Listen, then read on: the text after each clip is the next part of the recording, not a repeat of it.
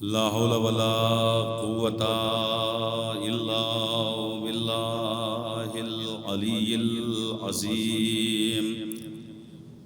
أعوذ بالله من الشيطان اللعين الرجيم. بسم الله الرحمن الرحيم. الحمد لله الذي هدانا لهذا وما كنا لنهتدي لولا أن هدانا الله. لقد جاءت رسل ربنا بالحق. ثم الصلاة والسلام وتحية والإكرام على النبي المكي الأمي القرشي الهاشمي ومولى الكونين محبوب المشرقين والمغربين جد الحسن والحسين أبي القاسم محمد سيما على بقية الله العظم وهو صاحب الدعوة النبوية والسولة الحيدرية والإسمة الفاطمية والحلم الحسنية والشجاعة الحسينية والصبر السجادية ومعاصر الباقرية وآثار الجعفرية وعلوم الكاظمية وحجج الرزوية وجود التقوية والنقابة النقوية والهيبة العسكرية والغيبة الإلهية الذين أذهب الله عنهم الرجس ويطهرهم تطهيرا. وعلى آل بيته الطيبين الطاهرين المعصومين المظلومين ولعنة الله على أعدائهم أجمعين من يومنا هذا إلى قيام يوم الدين. أما بعد فقد قال الله تبارك وتعالى في القرآن الحكيم وهو أصدق الصادقين وقوله الحق. بسم الله الرحمن الرحيم. يا أيها الذين آمنوا استعينوا بالصبر والصلاة إن الله مع الصابرين. صلوات محمد وآله.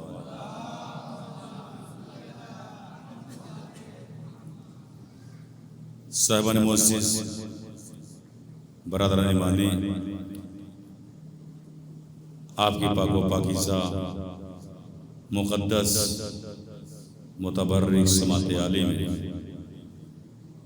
کلام بلاغت کی مشہور معروف آیہ کریمہ کو سرنامہ کلام بنایا ہے، کیونکہ آج کا یہ پروگرام بیمار کربلا، مظہر کربلا، جسے کربلا کا گواہ کہا جاتا ہے، اور مظہر کربلا کے ساتھ ساتھ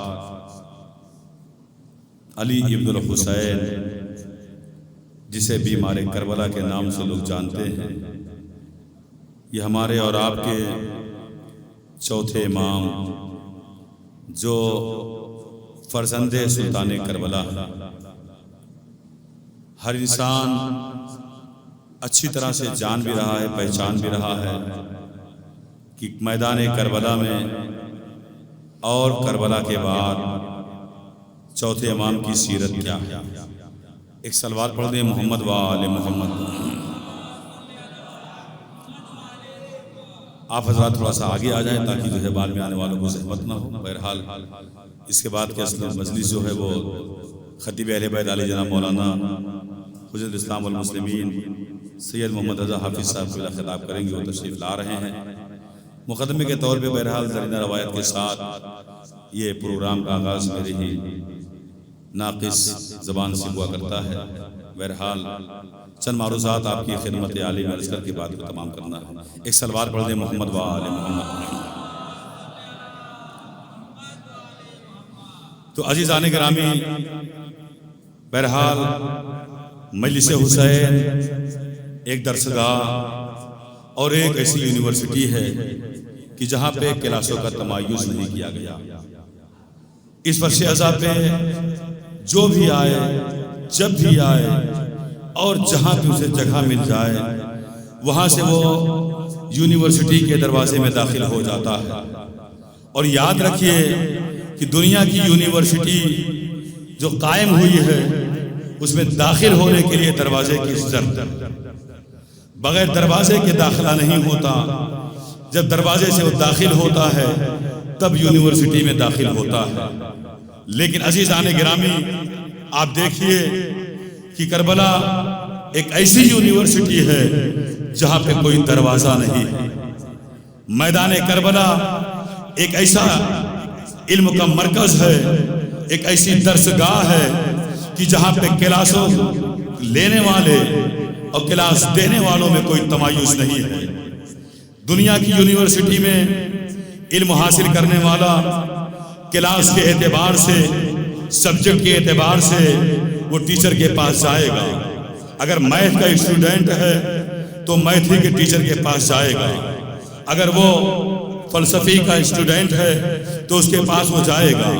لیکن یاد رکھیے کہ یہ مجلس حسین، یہ فرش ازا ایسی درسگاہ ہے کہ جہاں پہ ایک درسگاہ سے، توجہ کیجئے گا، اس درسگاہ سے صرف اور صرف ایک ٹیچر نہیں ملتا بلکہ 72 کا پیغام ملتا ہے.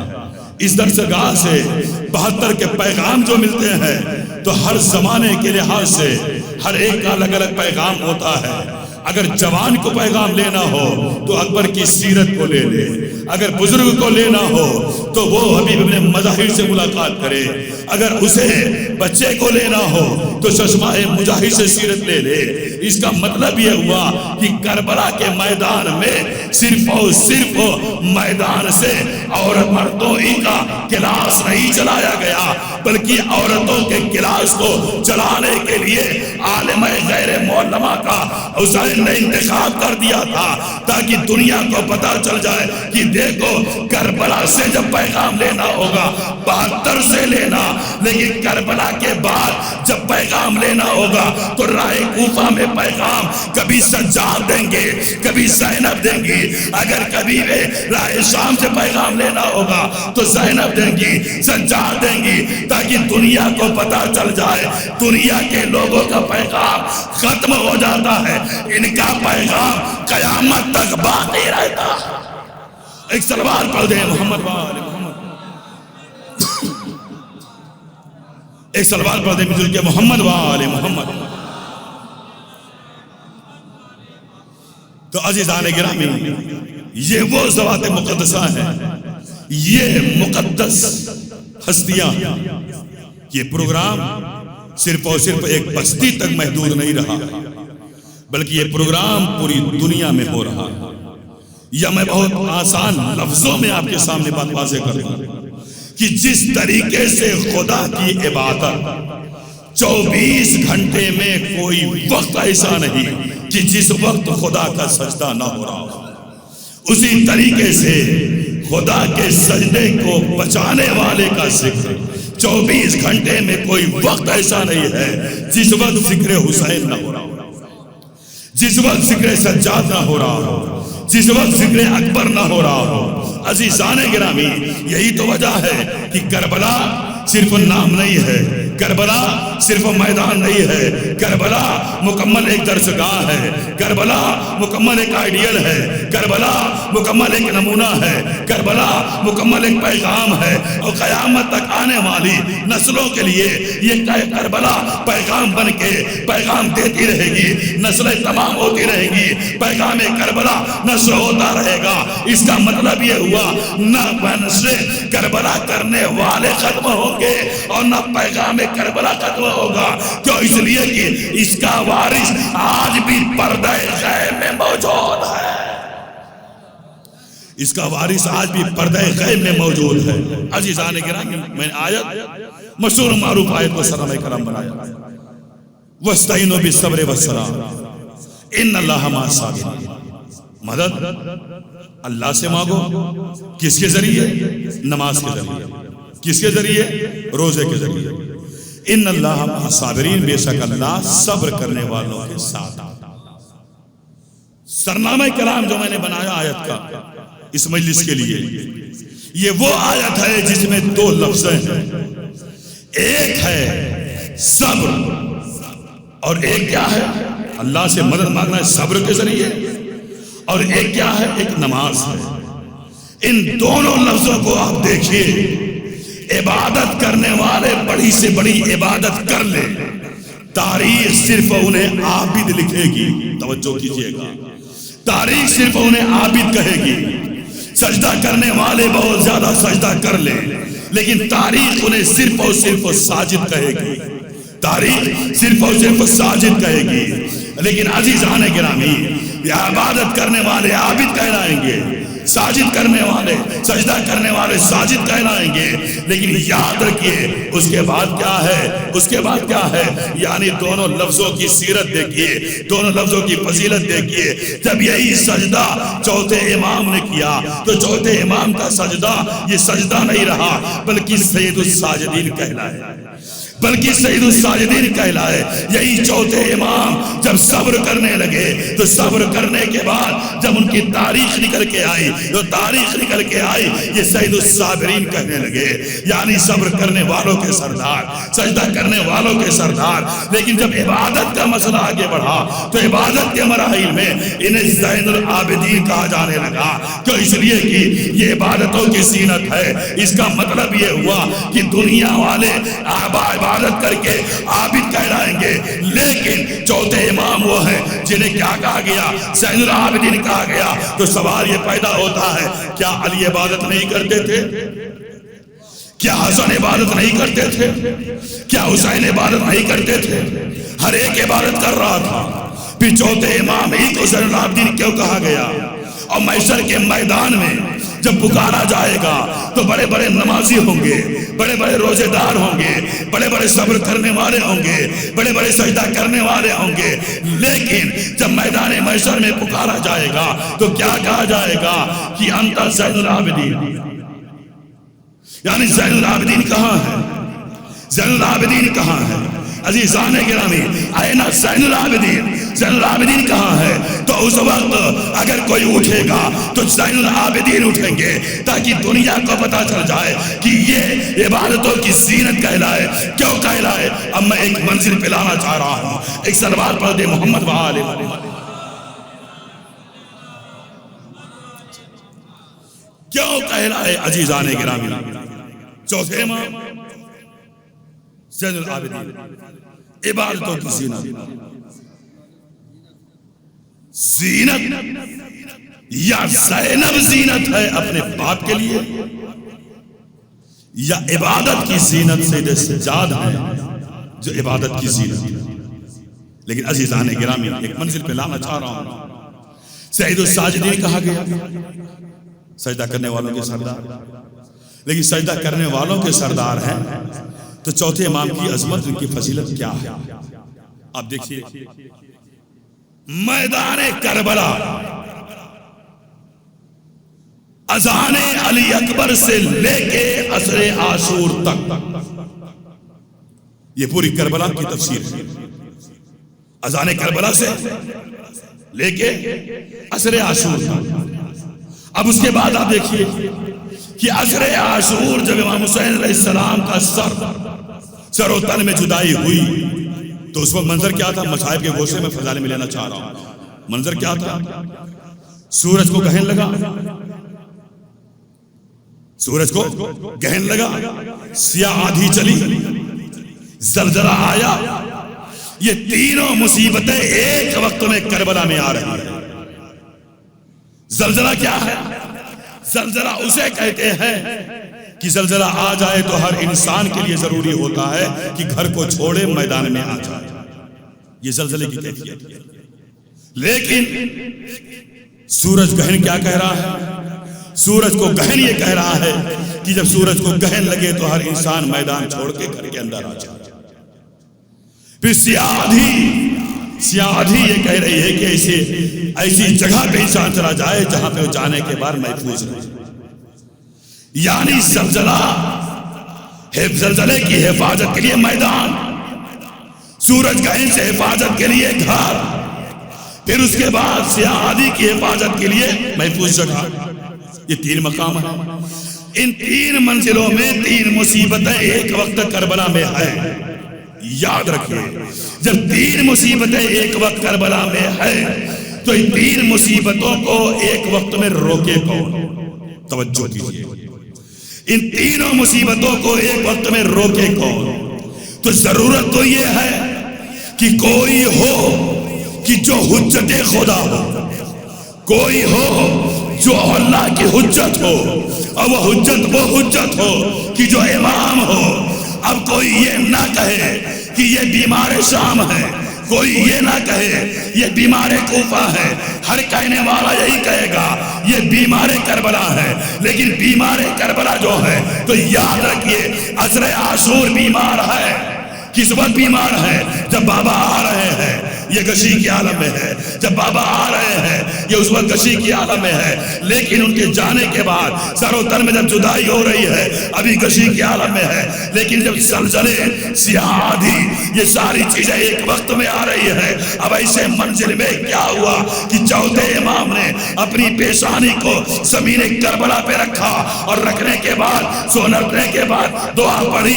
جیسے پڑھی ادھر سورج رکا، ادھر سورج کو گہن ہٹا، ادھر سیاہی ہٹی، ادھر زلزلہ رکا. اس کا مطلب کیا ہوا؟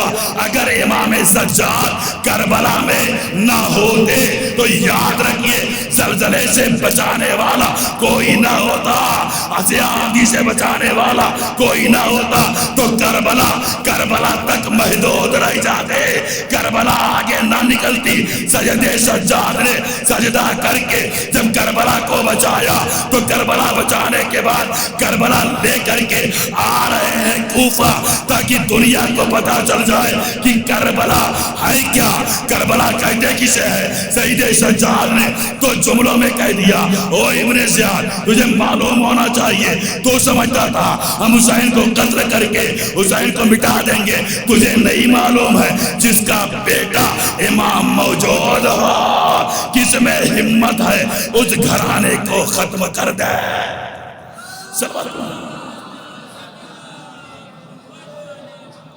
ایک صلوات اور پڑھ دے محمد وآل محمد. تو عزیزان گرامی یہ ہے بیمار کربلا، یہ ہے سید سجاد. لیکن عزیزان گرامی میں سارے رخ کو اس منزل سے نکالنا چاہ رہا ہوں کہ امام حسین علیہ السلام کی شہادت کے بعد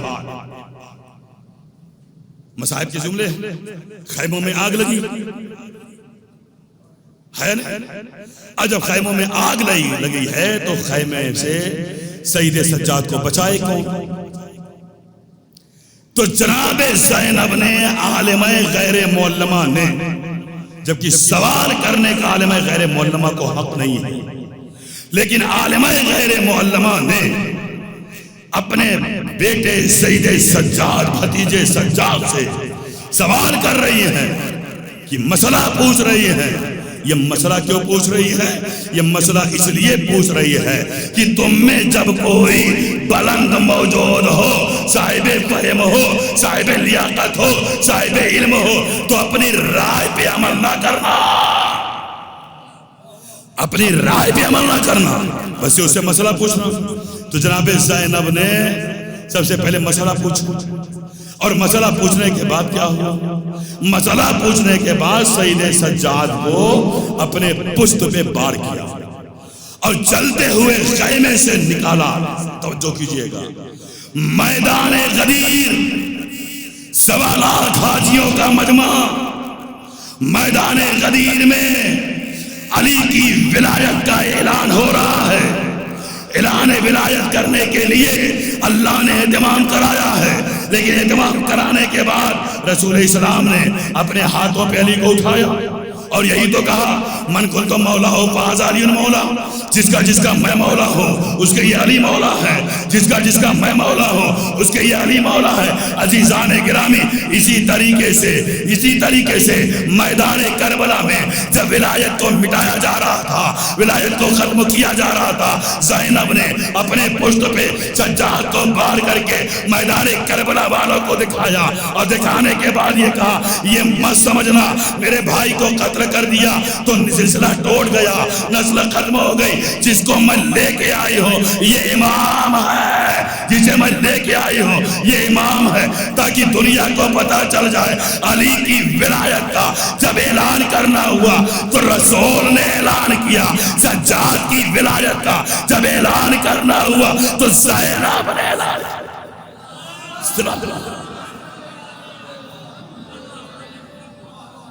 ایک سلوات پڑھ دے محمد وآل محمد۔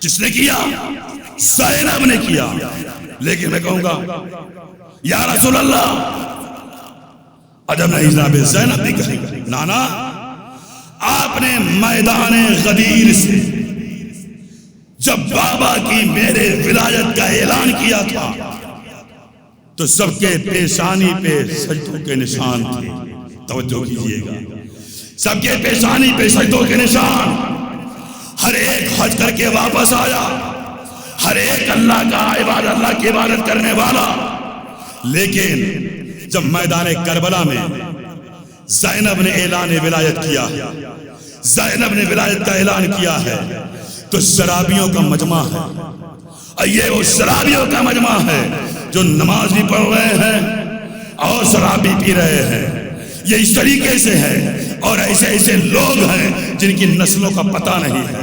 عزیزان گرامی، چاہے زینب کہنا یہ چاہ رہی ہے اپنوں میں ولایت کا اعلان کرنا اور ہے، غیروں میں علی کی بیٹی زینب نے سجاد کی ولایت کا اعلان کر کے بتلا دیا کہ یاد رکھو نہ کربلا مٹے گی نہ امامت مٹے گی، میدان کربلا میدان غدیر سے ولایت مدینے تک آ گئی، لیکن کربلا سے جب ولایت چلی تو کبھی مدینہ رہ جا رہی ہے، کبھی کاظمین جا رہی ہے، کبھی یہ مشہد جا رہی ہے، کبھی خراسان، یعنی ہر علاقے میں ولایت پہنچا کے یہ اعلان کر دیا کہ یاد رکھو ہم نے ایک سجاد اٹھایا تھا، ہم نے ایک علی اٹھایا تھا، ہم نے ایک محمد اٹھایا تھا، آج ہر علاقے میں محمد نظر آ رہے ہیں، ہر علاقے میں علی نظر آ رہے ہیں، تاکہ دنیا کو پتا چل جائے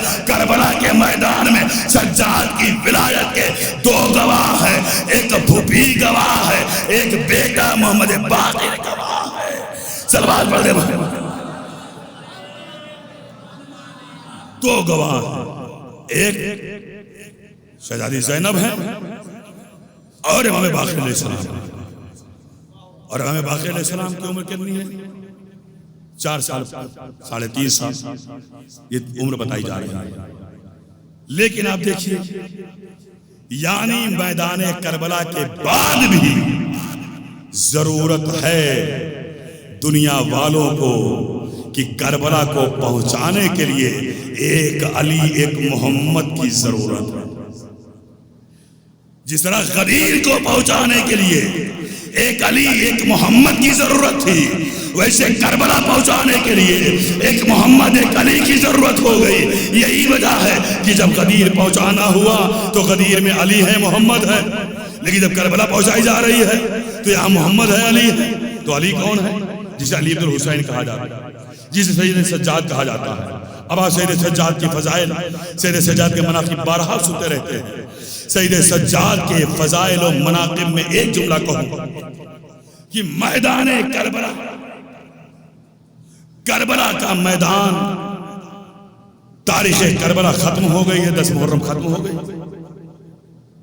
جب مدینے میں سید سجاد واپس آئے ہیں تو واپس آنے کے بعد سید سجاد سے آ کے لوگوں نے سوال کیا کہ آپ بتائیے کہ کربلا میں کون جیتا، کربلا میں کون ہارا، کربلا میں کامیاب کون ہوا اور کربلا میں کون ناکام، آپ بتائیے۔ جیسے یہ کہا تو ایک مرتبہ چوتھے امام نے کیا کہا کہ میں 2 رکعت نماز پڑھ لوں پھر تمہیں جواب دیتا ہوں. جواب فوراً دے سکتے تھے. کہا نماز پڑھو. نماز پڑھی. اب ظاہر سی بات ہے سید الساجدین کا سجدہ ہے، زین العابدین کی عبادت ہے، تو انتظار کرنے والا بیٹھ کے انتظار کرتا رہے گا. جب نماز سے فارغ ہو گئے تو امام سے سوال کیا، مولا بتلائی کربلا میں کون کامیاب ہوا کون ناکام، کس کی جیت ہوئی کس کی ہار ہوئی؟ امام نے کیا کہا تھا؟ امام نے کچھ کہا.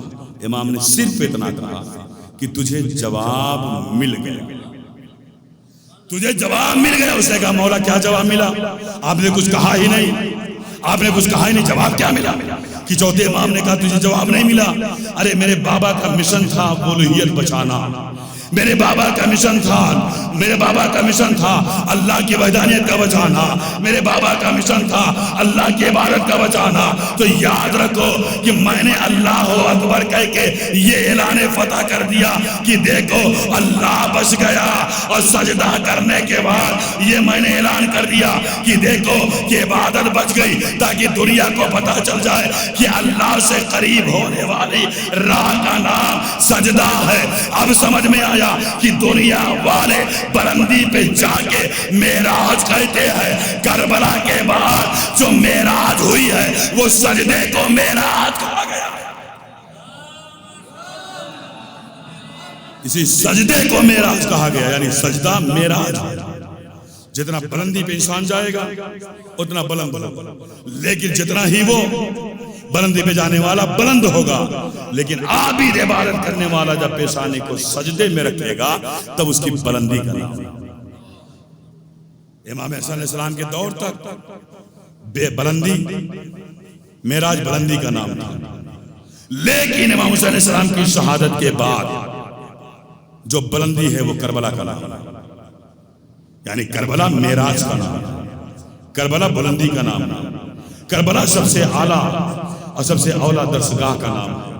یہی تو وجہ ہے کہ کربلا تو کربلا میں رہ جاتی. میں نے کہا کربلا کربلا میں رہ جاتی، لیکن اس کربلا کو کربلا سے نکالنا کیسے نکالا؟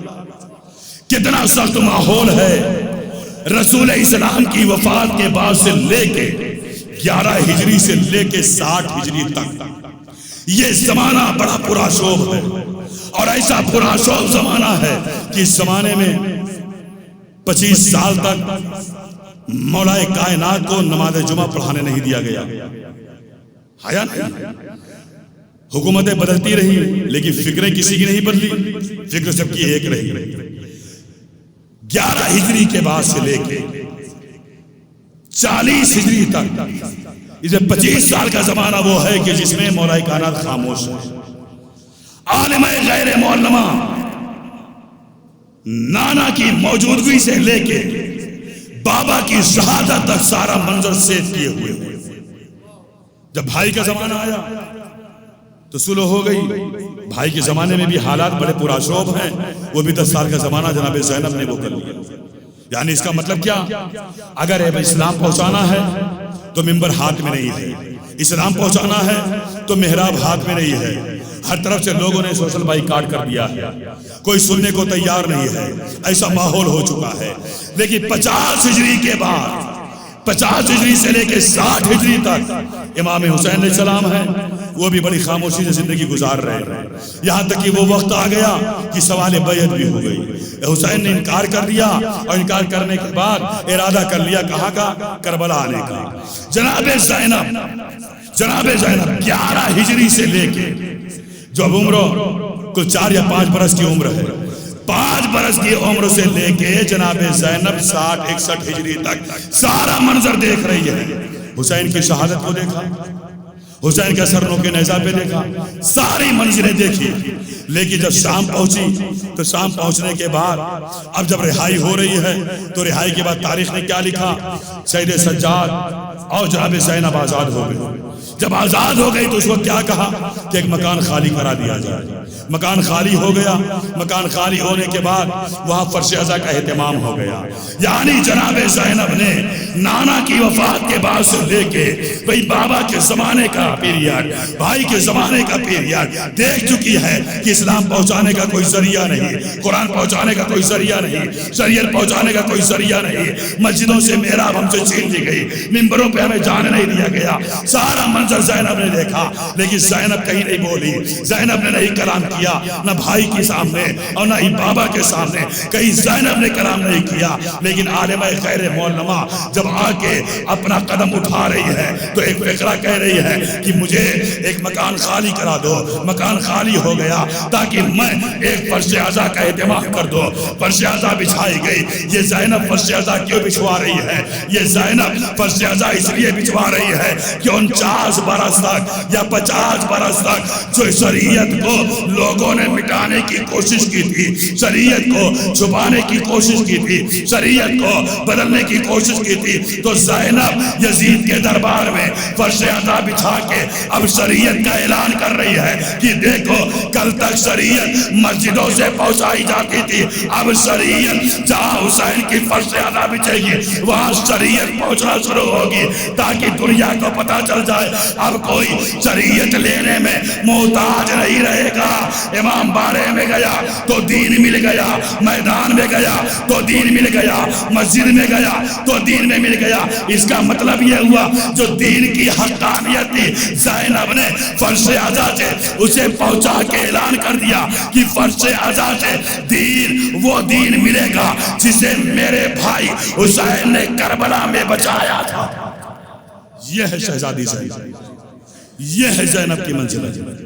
عزیزان گرامی، اب آپ ذرا دیکھیے کہ جناب زینب کربلا کے میدان سے شام کتنے مصائب ہیں، ساری مصیبتیں، سارے مصائب آپ نے سنے۔ ارباب عزا ایک منزل پہ لا کے بات تمام کر رہا ہوں۔ 35 سال تک ہمارا امام خون کے آنسو ہوتا رہا، 35 سال تک امام گریہ کرتے رہے، یہاں تک کہ مدینے کی سرزمین سے جب گزرتے تھے کہ ایک مرتبہ ایک قصاب ایک جانور لے کے آ رہا تھا، جیسے ہی جانور کو دیکھا تو ایک مرتبہ چوتھے امام نے قصاب کو روکا اور روکنے کے بعد کہا رکو ذرا، یہ بتاؤ اسے کہاں لے جا رہے ہو؟ کہا اسے ہم ذبح کرنے لے جا رہے ہیں۔ کہا جب اسے تم ذبح کرو گے تو یہ بتلاؤ کیا کرو گے؟ اسے پہلے پانی پلا دینا۔ ایک فقرہ قصاب نے کہا مولا ہمارا یہ فریضہ ہے، ہمارا یہ وطیرہ ہے کہ جب بھی ہم جانور ذبح کرتے ہیں پہلے پانی پلا لیتے ہیں، کیونکہ محمد کی شریعت میں ہے اسے پہلے پانی پلا دیا جائے۔ ارباب عزا ایک مرتبہ چوتھے امام مدینے کا سے کربلا کر رک گیا، آواز دی بابا ارے آج نانا کے صحابی جانور بھی ذبح کرتے ہیں تو اسے پانی پلاتے ہیں، آئے میرا بابا جسے پیاسا مارا گیا۔ جزاک اللہ خیر الجزا۔ خدا آپ کو کسی غم میں نہ لائے سوائے غم اہل بیت کے۔ بس ارباب عزا کہ ایک مرتبہ حسین سید سجاد مدینے سے جب گزر رہے ہیں تو قصاب نے دیکھا کہ امام آ رہے ہیں، اس نے اپنی دکان پہ پردہ ڈال دیا، گوشت کے ٹکڑوں کو چھپا دیا۔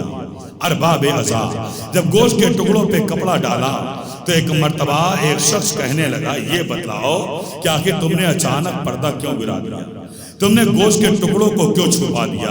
اتنا سننا تھا کہ وہ کہتا ہے تم نے دیکھ رہے ہو کہ وہ امام وقت سید سجاد آ رہے ہیں۔ کہاں چوتھے امام کو آ رہے ہیں، پھر آخر آپ نے گوشت کو چھپا کیوں دیا؟ اس پہ کپڑا کیوں ڈال دیا؟ کہ ایک مرتبہ امام کا چاہنے والا قصاب کہتا ہے ارے کیا تم نے کربلا کا واقعہ نہیں سنا؟ کہا نہیں ہم نے کربلا کا واقعہ سنا ہے۔ کہا کیا سنا؟ کہا کربلا میں اکبر مارے گئے، ان کے سینے میں نیزہ لگا۔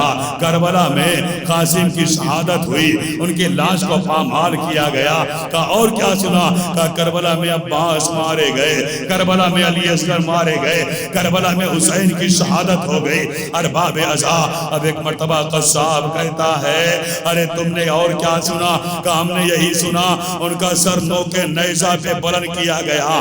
ارباب ازا کب ایک دفعہ قصاب کہتا ہے کہ تم نے تو یہ سب سن لیا، لیکن ہم نے گوشت کے ٹکڑے پہ کپڑا اس لیے ڈال دیا کیونکہ کربلا میں سر و تن میں جدائی کے بعد لاشوں کی پامالی ہوئی۔ جب لاش پامال ہو رہی تھی تو ہڈیاں چٹک رہی تھی، ان کے چٹکنے کی آواز سجاد کے کانوں تک پہنچی۔ ہم نے ہڈیوں کو توڑنا اس لیے بند کر دیا کہیں میرے مولا کو کربلا کا واقعہ، وہ پامالی کا منظر یاد نہ آ جائے۔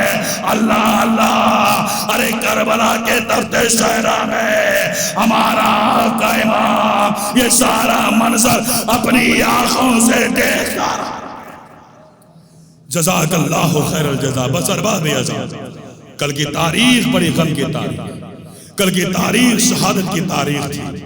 آپ نے مصائب سید سجاد سنا ہوگا، آپ نے چوتھے امام کی مصیبت سنی ہوگی۔ بس آخری روایت ارباب ازا 95 ہجری میں مدینہ کی سرزمین پہ عبد الملک کے ذریعے سے امام کو زہر دیا گیا، لیکن اللہ اللہ جب امام کو زہر دیا گیا تو اس وقت امام نے اپنے بیٹے محمد باقر کو قریب بلایا۔ جب حالات سازگار نہیں رہے، اب جسم سرایت کر چکا ہے، وقت آخر قریب آ رہا ہے، بلا کے کہا اے میرے لال باقر میرے قریب آ جاؤ۔ کہ ایک مرتبہ محمد باقر سامنے آ گئے، اور جب سامنے آ گئے تو ایک فقرہ کہا میرے لال ذرا زمین سے بستر کو ہٹا دو۔ زمین سے بستر کو ہٹایا گیا، کہا میرے لال مجھے بستر سے اٹھا کے زمین پہ لٹا دو، اے میرے لال مجھے زمین پہ لٹا دو۔ ارباب ازا ایک مرتبہ محمد باقر یہ منظر دیکھ رہے ہیں اور یہ کہہ رہے ہیں بابا ارے زمین پہ کیسے میں لٹاؤ، آپ میرے بابا ہیں، ارے میں آپ کا بیٹا ہوں، میں آپ کو زمین پہ کیسے لٹاؤں؟ اتنا سننا تھا کہ ایک مرتبہ امام کہتے ہیں بیٹا مجھے زمین پہ لٹا دو۔ ارباب ازا جیسے زمین پہ لٹایا، زمین پہ کوئی بستر نہیں ہے۔ اب سوال کیا مولا سے اے بابا یہ زمین پہ کیوں لیٹے؟ ایک فقرہ کہا اے بیٹا باقر جب کربلا کے تخت صحرا میں میرے بابا کا لاشا جلدی زمین پہ پڑا رہا تو میں نے اس وقت عہد کیا اے بابا آج آپ کا لاشا جلدی زمین پہ پڑا ہے، اے بابا آپ کا بیٹا سجاد بھی کربلا سے جب مدینہ جائے گا، جب وقت شہادت آئے گا تو میں بھی زمین پہ ارباب ازا جیسے زمین پہ لٹایا کہ ایک مرتبہ اشہد ان لا الہ الا اللہ اشہد ان محمد رسول اللہ کا فقرہ کہا۔ یہ شہادت کلمہ پڑھتے پڑھتے ایک دفعہ آواز بند ہوئی، بیٹے نے کیا دیکھا بابا دنیا میں نہیں ہے، ایک جملہ کہا السلام علیکہ یا ابا عبداللہ انا للہ و انا الیہ راجعون، میرا بابا دنیا سے چلا گیا۔ امام نے غسل دیا، امام نے کفن پہنایا، جان و شوقت سے بیٹے نے جنازہ اٹھایا۔ میں کہوں گا اے بیٹا اے محمد باقر ارے آپ موجود ہو، اپنے بابا کے سامنے آپ نے اپنی آنکھوں سے منظر دیکھا، آپ کا دادا کربلا کی جلدی زمین پہ رہا، اس کا لاشا پڑا رہا، آپ کا بابا اتنا مجبور تھا، ہاتھوں میں ہتھکڑیاں، پاؤں میں بیڑیاں، گلے میں خار۔